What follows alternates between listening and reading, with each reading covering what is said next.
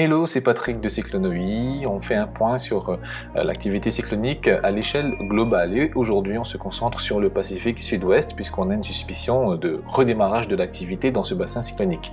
En effet, on a les produits dits probabilistes du Centre de prévision européen qui montrent une augmentation du risque de formation d'une tempête tropicale au nord-ouest de la Nouvelle-Calédonie, un risque estimé à 70-80% à partir de mercredi. Les principaux modèles de prévision globaux, c'est-à-dire l'européen IFS et américain GFS, s'accordent sur ce scénario.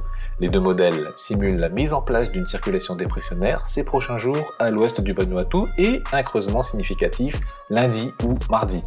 Ainsi, le stade du baptême pourrait être atteint en cours du début de semaine prochaine avec un baptême du nom de Philly.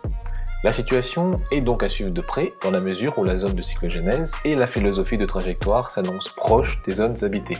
Les prévisions ensemblistes d'IFS et GFS qui permettent d'avoir une idée de scénario donnent du crédit à la formation future d'un système qui suivrait donc un déplacement proche de la Nouvelle-Calédonie.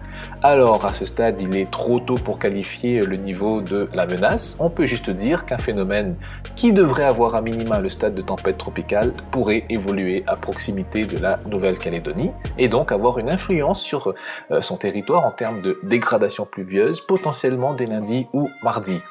Le niveau et l'ampleur de l'impact est bien entendu tributaire de la trajectoire finale et de l'intensité du système.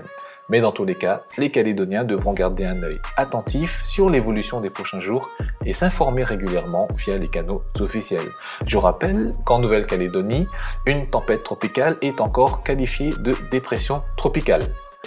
Jusqu'à présent, 4 systèmes ayant atteint les critères du baptême ont évolué au cours de cette saison cyclonique 2021-2022 dans le bassin Pacifique Sud-Ouest. Et il est à noter que les cyclones Ruby et Dovie ont impacté la Nouvelle-Calédonie.